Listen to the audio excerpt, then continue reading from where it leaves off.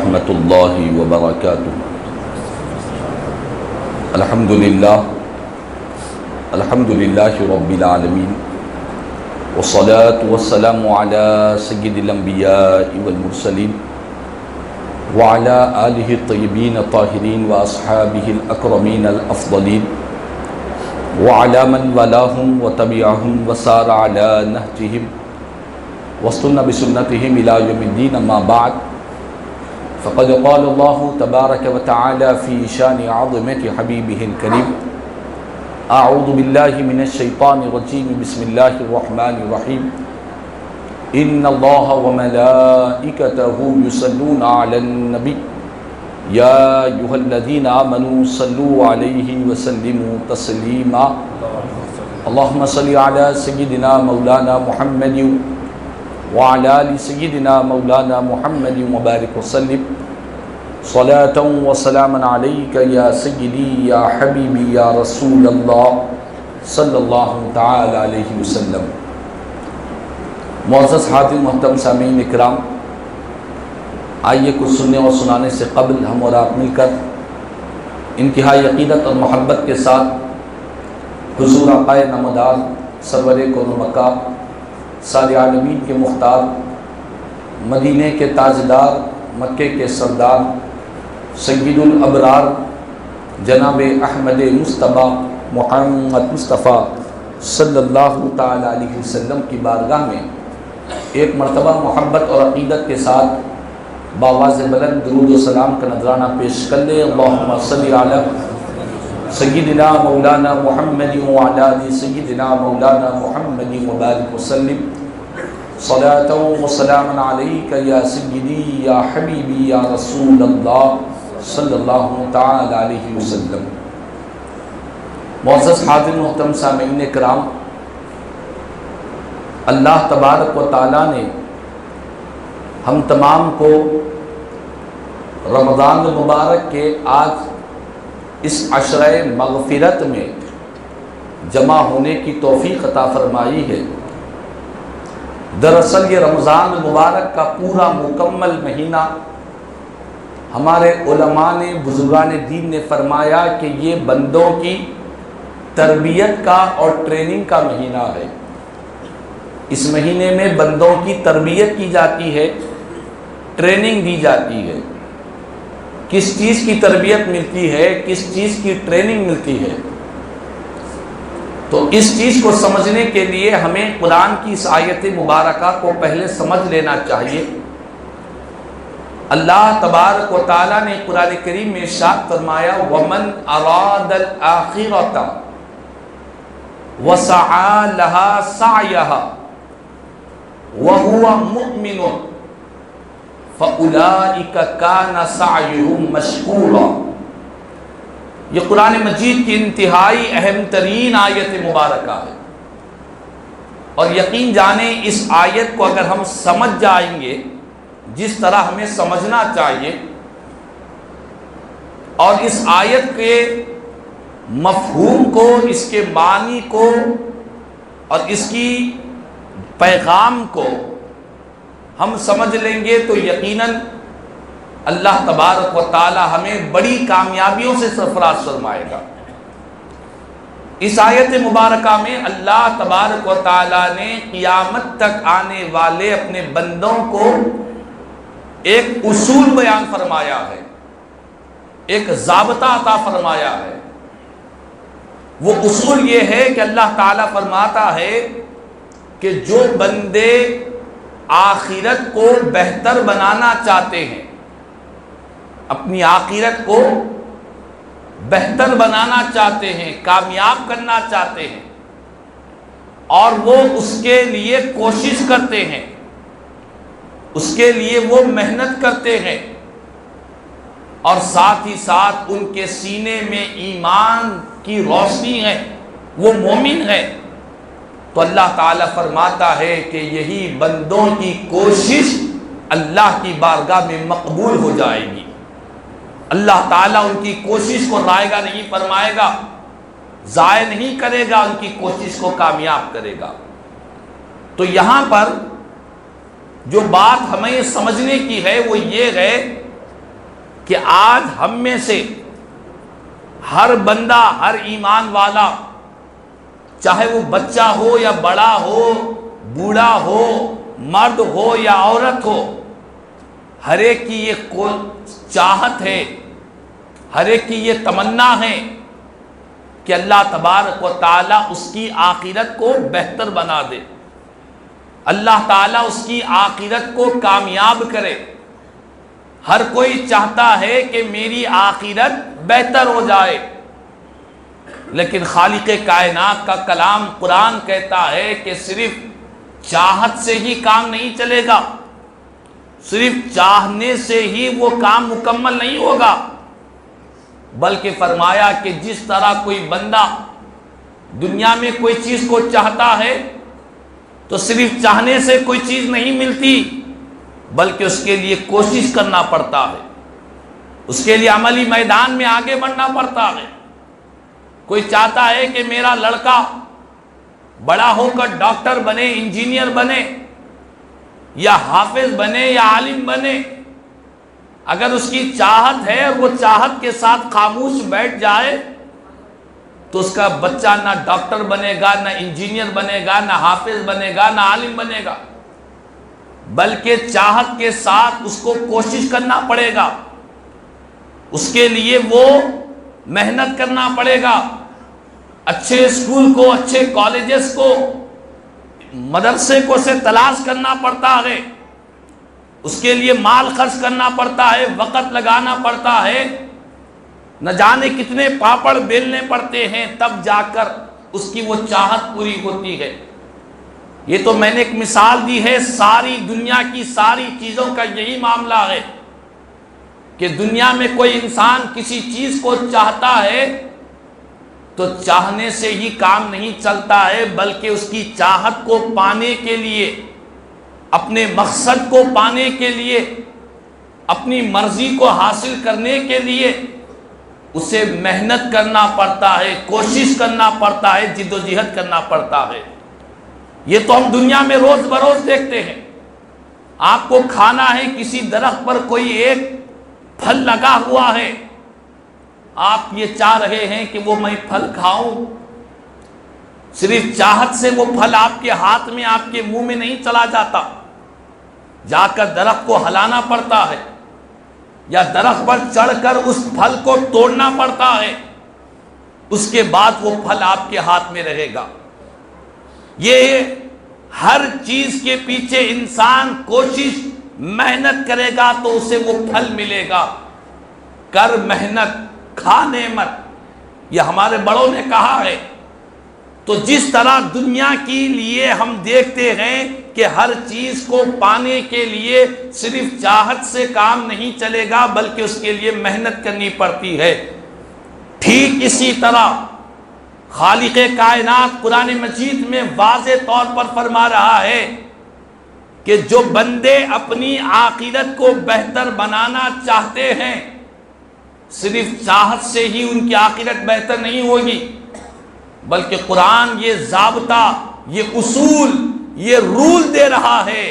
کہ وَسَعَى لَهَا سَعْيَهَا، کہ صرف چاہت نہیں ہے، اس کے ساتھ کوشش بھی ہے، اس کے ساتھ محنت بھی ہے، جد و جہد بھی ہے۔ صرف چاہت آخرت کو بہتر بنانے کی نہیں ہے، بلکہ چاہت کے ساتھ ساتھ وہ عملی میدان میں بھی اترا ہوا ہے۔ تو اللہ تعالیٰ فرماتا ہے کہ اللہ تعالیٰ اس کی اس کوشش کو کامیاب فرمائے گا، اس کی کوشش ضائع نہیں ہوگی، بلکہ اللہ تعالیٰ ضرور کامیابی سے سرفراز فرمائے گا۔ اب رہا مسئلہ یہ کہ اس کی کوشش کیا ہے، آخرت کو بہتر بنانے کی کوشش کیا ہے، اس کے لیے کیا کرنا پڑتا ہے۔ تو اس کے لیے سب سے اہم اور جامع بات آپ کو سناؤں کہ آخرت کو بہتر بنانے کے لیے اللہ اس کے رسول کو راضی کرنا پڑتا ہے۔ اللہ اس کے رسول راضی کیسے ہوں گے؟ اللہ اس کے رسول راضی جو ہوتے ہیں اس کے لیے ہمیں نیک عمل سے اپنا رشتہ جوڑنا پڑتا ہے، اچھے کاموں سے رشتہ جوڑنا پڑتا ہے، نیکیوں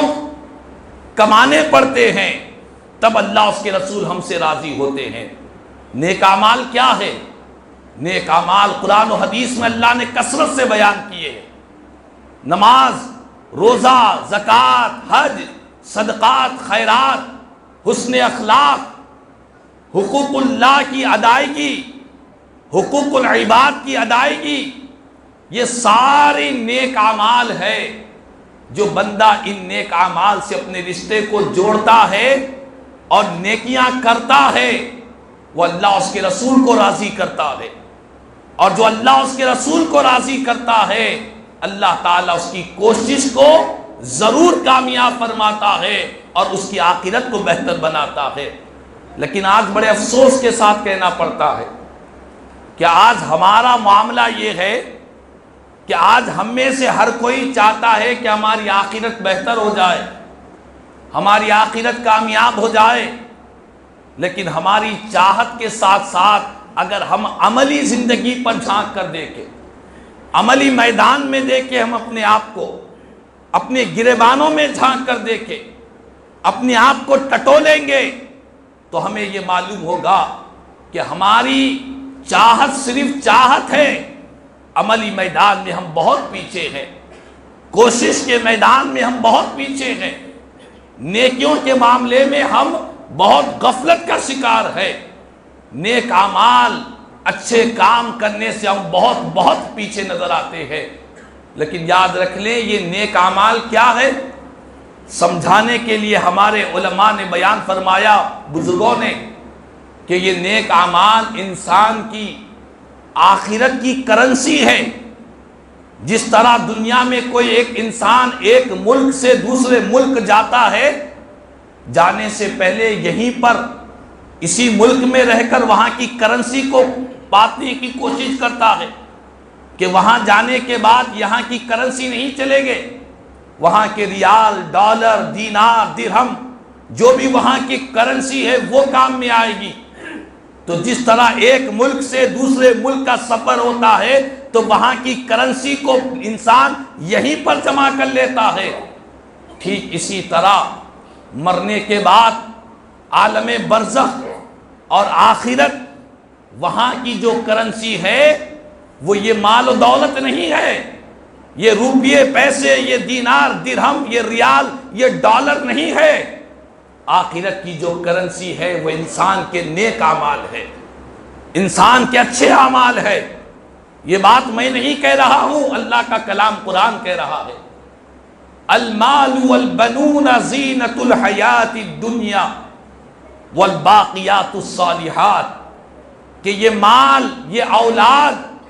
انسان کی دنیاوی حیات کی زینت ہے، اس کا تعلق صرف دنیا تک ہے، چاہے وہ مال ہو یا اولاد ہو، جس پر انسان کو بھرم ہوتا ہے، انسان کو فخر ہوتا ہے، جس مال اور اولاد سے انسان دنیا میں شان و شوکت سے سینہ چوڑا کر کر پھرتا ہے، اس کا تعلق صرف دنیا تک ہے۔ لیکن قرآن کہتا ہے کہ والباقیات الصالحات، جو باقی رہنے والے ہیں وہ انسان کے نیک اعمال ہے، انسان کی نیکیاں ہے، وہاں پر یہ مال نہیں چلے گا، وہاں پر یہ دولت نہیں چلے گی، وہاں پر انسان کی نیکیاں کام میں آئے گی۔ انسان کی نیکیاں نماز، روزہ، زکوٰۃ، حج، صدقات، خیرات، حسن اخلاق اور خدا کے بندوں کے ساتھ ہمدردی، محبت، سخاوت، یہ جتنی نیکیاں ہیں یہ نیکیاں وہاں پر کام میں آنے والی ہے، یہ وہاں کی کرنسی ہے۔ تو بہرحال یہ رمضان کا یہ مہینہ ہمیں اس بات کی ٹریننگ دے رہا ہے کہ اے خدا کے بندو، جس طرح تم نے روزہ رکھ کر عملی میدان میں آگے بڑھے ہوئے ہیں، جس طرح تراویح پڑھ کر عملی میدان میں پہنچ چکے ہیں، جس طرح رمضان کے مہینے میں قرآن کی تلاوت کے ذریعے، اعمال صالحہ کے ذریعے، اچھے کاموں کے ذریعے تم آج عملی میدان میں اپنے آپ کو کھڑائے ہوئے ہیں، اسی طرح رمضان کے گزرنے کے بعد بھی تمہیں یہ نیکیوں کا، یہ محنت کا، یہ جد و جہد کا سلسلے کو جاری و ساری رکھنا ہے۔ تو بہرحال یہ رمضان مبارک کا مہینہ ہمیں عمل کا پیغام دے رہا ہے، ہمیں کردار کا پیغام دے رہا ہے کہ بندو اپنی آخرت کو بہتر بنانا چاہتے ہو تو اس کے لیے کوشش کرو۔ دنیا کو بہتر بنانے کے لیے کتنے پاپڑے نہیں بیلتے ہو، دنیا کو کامیاب کرنے کے لیے کتنی قربانیاں نہیں دیتے ہو۔ قرآن و حدیث میں اللہ اس کے رسول نے فرمایا کہ اے خدا کے بندو اپنی دنیا پر آخرت کو ترجیح دیا کرو۔